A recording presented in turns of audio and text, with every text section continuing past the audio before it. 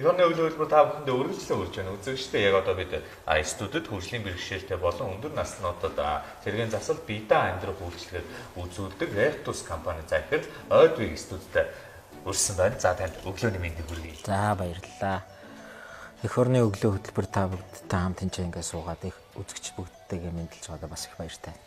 Тэгэхээр ярьслага эхлэхээс өмнө Ойдвиг захирлынхаа танилцуулгад анхаарлаа хандуулад эргээд бүгдээрээ студид олцгоё. Эх орны өглөө хөтөлбөрийн өглөөний хүн зочны ярилцлагаар сэргээн засал, ахуй засал ба бие даан амьдрах үйлчилгээнд зориулагдсан туслах хэрэгслийн импорт ба үйлчилгээг үзүүлэгч Монголын анхны компани захирал Ванчкин Ойдвиг оролцож байна. Хүн өдөрт 6 төрлийн үйлдэл тогтмол хийдэг. Тэрний юу гэвэл өглөө босно, бийцсэн, хувцас амсна, усанд орно. Аль нэг тийшээ зорчин амарна, ийм л үндсэн 6 үйлдэл хийдэг. Хэрвээ энэ бүгдийг өөрөө хийж чадчих юм бол тухайн хүн ямар нэгэн байдлаар би хэн нэгнээс хамаарахгүй гэсэн үг. Ойдвигийн амьдрал ингэж эхэлжээ. Үеийнх нь багчууд дэгдэн дэрвэж эрхлэн наадхаас өөр юу ч үл гадарлан өсөж байхад тэрээр 14 жилийг эмнэлгийн орон дээр бясалгах хад суухад зориулжээ. Ванчкин Ойдвиг хэмээх энэхүү иргэн хөгжлийн бэрхшээлтэй иргэдийн хуулийн төсөл боловсруулах, хөгжлийн бэрхшээлтэй иргэдийн зам барилгын стандартыг батлуулахад голлох үүргийг гүйцэтгэж амжжээ. За тэгэхээр таны танилцуулгыг үзэгчд маань ерөнхийдөө үзлээ. Гэхдээ бүр илүү дэлгэрэнгүй бид бас тантай танилцах хэрэгтэй байх гэж бодож байна. Та ер нь хаана өсөж төрсөн бэ? Аль нутгийн хүн бэ? Дээрэс нь яг нөх хөгжлийн бэрхшээлийнхэн талаар бас асуумаар байна л да. Энэ төрөлхийн үү? Эсвэл та одоо ямар нэгэн осол аваарт орсон уу? Би бол унган өмнө говийн хүүхэд. Өмнө говьд өсөж төрөнсөн. Хожимын сүүлд нэг сургуульд ирэхдээ сурахдаа Улаанбаатарт шилжиж ирсэн. Миний хөгжлийн бэрхшээл бол яг их нийтлэг биш, артрогриппоз гэдэг нэртэй. Артрогриппоз гэдэг маань үе мөчний дутуу хөгжил гэсэн үг. Тэгэхээр яадаг вэ? Хүүхэд урагт байхдаа тодорхой шалтгаанууд улмаас харамсалтай тэр шалтгаанууд нь одоо хүртэл тодорхой биш байгаа. Тэр шалтгаанууд улмаас зөвхөн үеийн хэсгүүд нь жоохон дутуу хөгждөг гэсэн үг. Яг тэрийг болохоор артрогриппоз гэж нэрлэдэг өвчин байна. Тэгэхээр минийх бол төрөлхийн өвчин гэдэг маань үндсэндээ ихээс гарахтай юм гарсан гэсэн үг.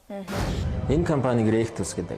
Rectus гэдэг маань үндсэндээ Rech буюу сэргээн засах, Rehabilitation, тус гэдэг Монгол тус гэсэн үгний хоёр үгний нийлэмжтэй байна. Энэ Rectus гэдэг компанийг үүсгэн байгуулах болсон гол шалтгаан. Тэгээд хизээнээс эхлээд ер нь одоо би энэ чиглэлээр ажил хийх ёстой юм байна. Ер нь энэ миний явах зам юм байна гэдгийг мэдэрч нөгөө алхмуудаа хийж эхэлсэн байна. Анх 17 настай байхдаа Америкт азтай завшаанаар эмчлүүлэх тохиолдол гарсан. Тэгээд тэнцээ эмчлүүлж байх хугацаанд хөгжлийн бэрхшээлтэй хүмүүсүүд нь өндөр наснууд нь маш их олон төрлийн хэрэгслүүдийг өөрснөө ашиглаад бие дагаад өөрсдөө ганцаархнаа нэг өрөөндөө өөрснөө амьдраа яваад үт юм байна гэдгийг харсан. Тэднийг асраад өгдөг хүн зайлшгүй байдгүй юм байна. Тэднийг асраад өгдөг заавал хажууд нь хүн байх шаардлагагүй юм байна гэдгийг хараад. Тэгээ энэ хэрэгслүүд ерөнхийдөө яаж юм бий болд юм бэ? Яаж амьдралд нь хэрэгждэг юм бэ гэдгийг анх тэр үеэс харсан. Тэрнээс хойш олон жил өнгөрсөн Монголд анхны тэр хэрэгслүүдийг 97 оноос хойш 2012 онд хүртэл 10 жилийн турш оруулж ирж байгаад хаажимдаа за ингээд байнга авчираад байх ингээд одоо нэг хандив байдлаар авчираад байх нь тийм зөв биш юм байна. Яг тэр хүнд сонголт их боломж байдгүй юм байна.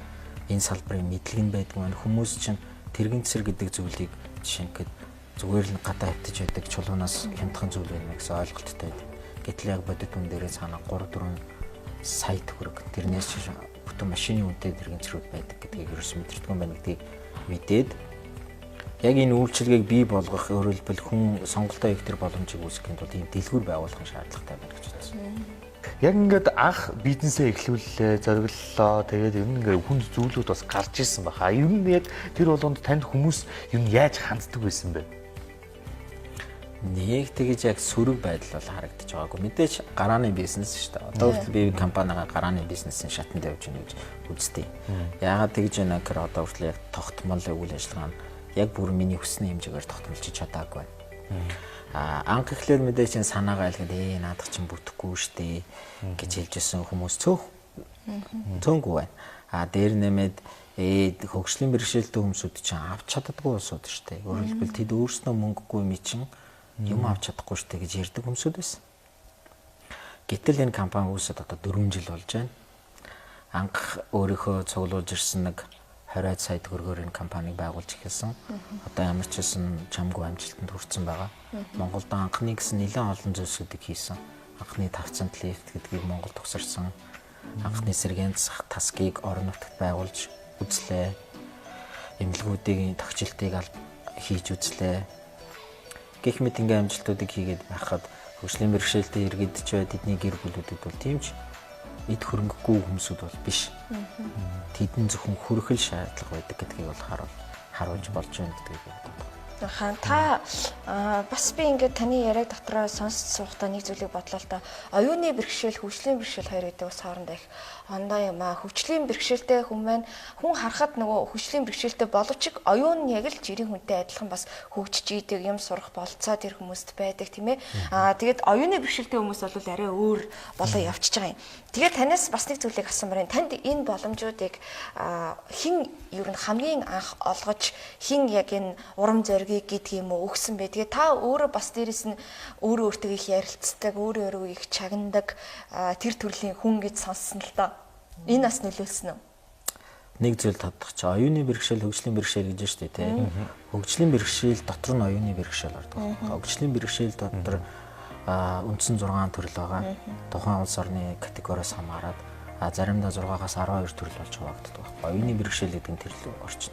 Оюуны бэрхшээл дотор аутизм гэдэг, даун синдром гэдэг өөрөөр хэлбэл тэр чиглэлийн юмуд орчин. Тэгэхээр нэг нь нөгөөд орж ийн гэсэн үг байхгүй юу? Тэгэхээр хоёр салангат зүйл биш. Асуултын хоёр дахь хэсэг яг хэн надад урам өгсөн бэ гэхээр урам гэхээс илүү яг анхдагч бол надад хамгийн их мэдээж хөрөнгө оруулсан бол манай эцэг их хоёр маань байгаа. Баг байхад ээж аав хоёр минь их намайг дөнгөж төрчөөд удаагүй байхад ээж аав хоёр минь мэдээж бас хэцүү байсан байх. Тэгээд өөрийнхөө багш дээр очисон гэсэн. Багш дээр очиод ингээд ийм хүүхд төрчлөө манай ээж хоёр хоёулаа ангаахыг төгссөн л юмч.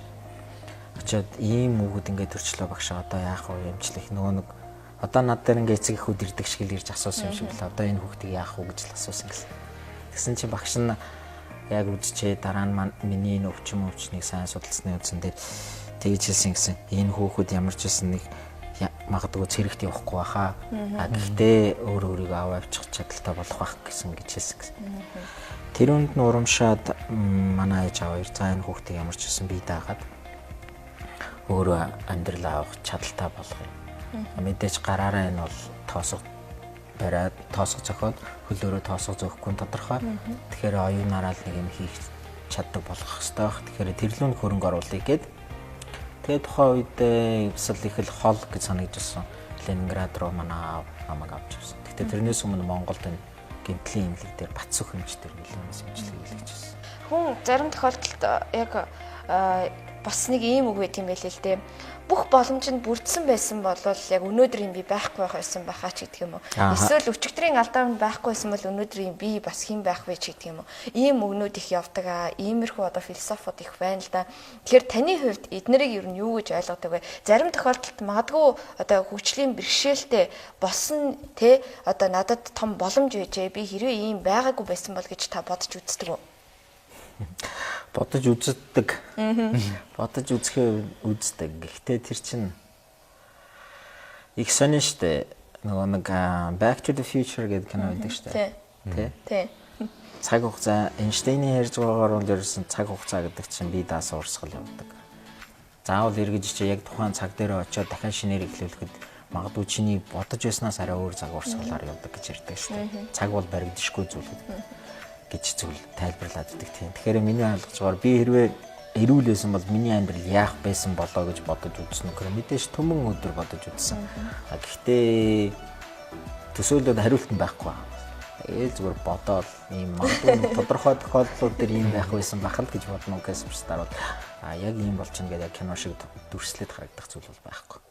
Тэгэд одоо ингээд харж байгаа яг нэг дийлэн хөгжлийн бэрхшээлтэй иргэдийн эрхчлөө нь яг ингээд өөрсдөө ч гэдэг юм уу за Монгол улсын хэмжээд ч гэдэг юм хязгаарлалт мөдөл байгаад ах шиг юм л да. Одоо өөрсдөө яг ингээд шууд асрах хөнгүүгээ шууд гараад ингээд ажиллаа хөөцөлчүүд бол одоо бас яг Үнийг хэлэхэд бол одоо хатуусан цуухад ямар хүндрэлтэй байлаа, Монголын хатуус ямар байлаа энэ төргээд нэг тиймэрхүү асуудлууд байгаад байгаа шиг байгаа. Яг өнөөдөр та бүрэн эрх чөлөөтэй байж чадж байна вэ Монгол?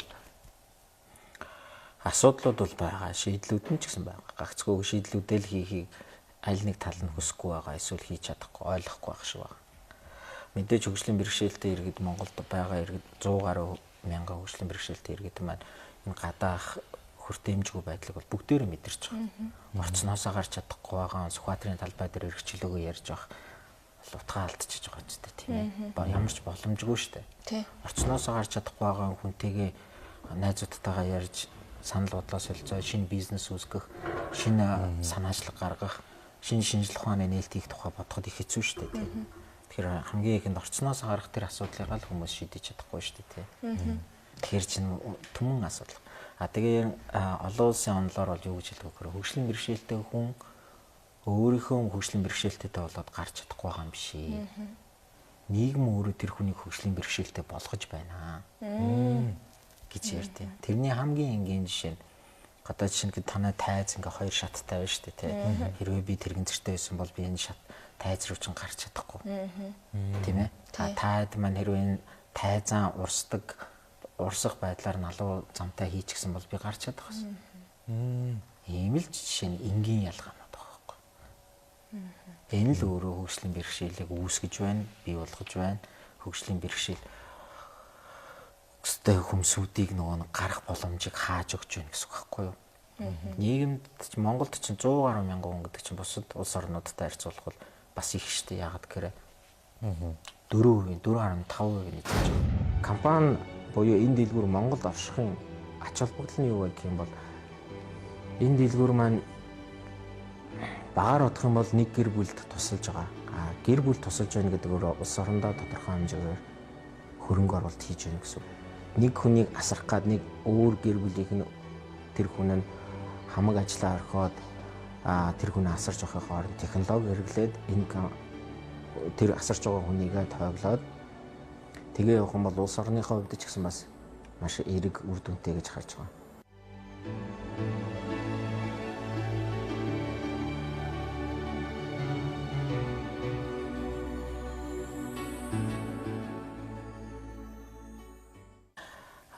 Швейцарт суралцж байх хугацаанд нөгөө нэг Швейцарын чинь үндсэн дөрвөн хэлний дийлэнх нь герман шүү дээ. Тэр утгаараа ярианы зөвхөн нэг герман хэлтэй. Тэгэхээр энийг амар судлаач гэх юм бол арай текстүүлс хэрэг болох өндөрсөн бол. Тэгээд англи, орос хэл болон тэр хэлээр ярьдаг улс орнуудын бол тухай бол маш их сонирхож судалдаг. Гэхдээ судлаач гэдэг чинь ерөнхийдөө тодорхой онол гаргаад онолыгоо батлаад эсвэл ерөнхийдөө юм тодорхой нэг үндслэлтэй байх хэрэгтэй шүү дээ. Би бол зөвхөн хэрэглэгч гэж би өөрийгөө тайлбарлах гэдэг юм л да.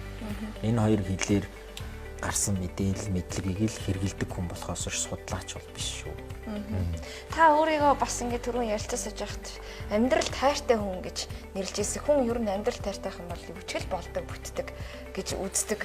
Одоо тийм өөдрөг үйлдэлтэй хүмүүсийн нэг юм байна гэж би бас сонсч илаа. Тэгээд заримдаа амьдралыг аргадах, заримдаа нэг амьдралыг сөрөх, заримдаа зүгээр урсгалаар нь амьдрах ч гэдэг юм уу. Ийм нэг үеуд хүнд байд юм шиг байна л да. Энэ тал дээр та ер нь амьдралын тухайд өөрийнхөө үзэл бодлыг бас хэлээч.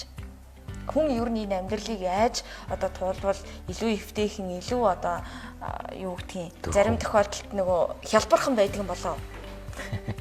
Мэдэхгүй шүү дээ. Энэ асуултанд тест та бид гуруулаа нийлээж хариулж чадахгүй байна.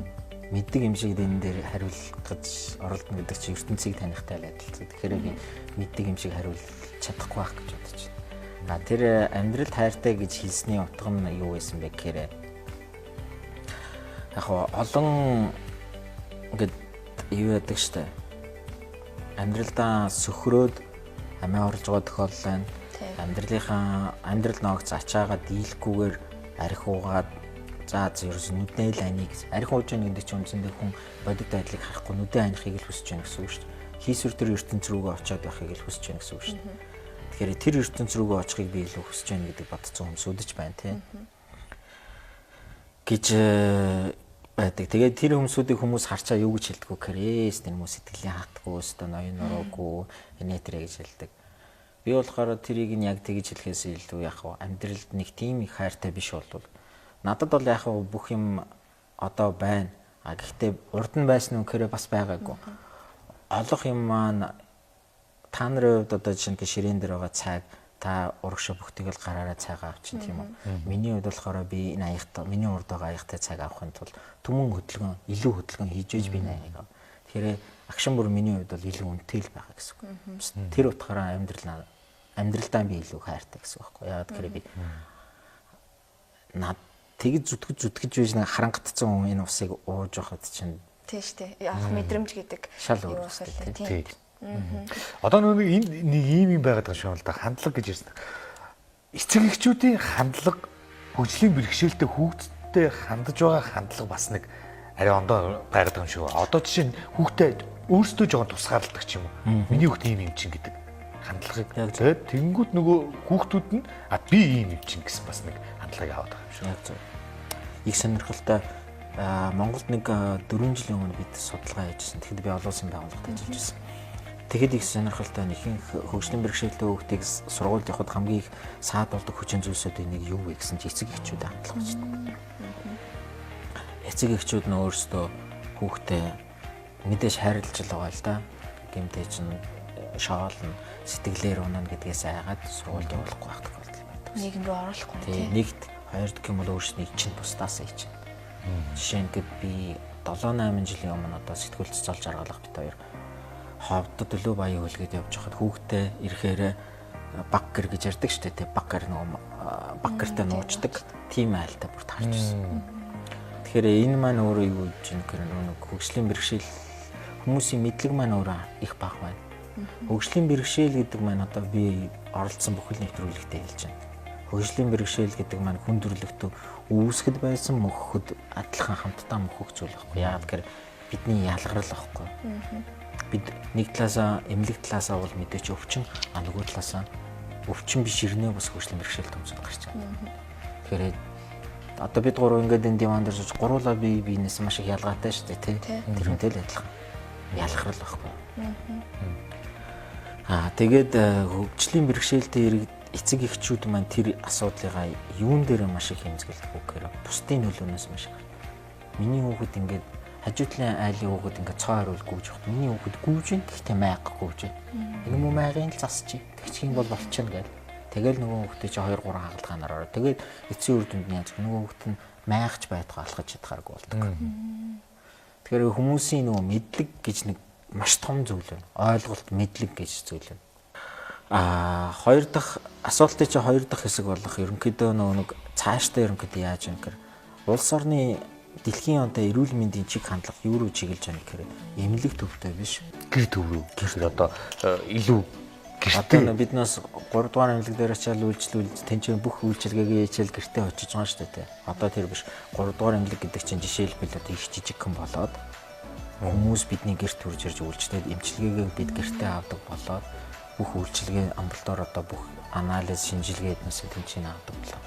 Гэрээр үүсэх асаргаа сувилгаан ч гэсэн бас л тэр тал руугаа шилжиж байгаа. Ингэх болсон шалтгаан нь юу гэхээр хэтэрхий эмнэлэг гэдэг маань өөр хэтэрхий том бүтэц болчиход байгаа учраас хүнд суртал одоо нэг эмнэлэгтэй холбоотой олон асуудлууд тэр бүгд чинь их хэцүүд.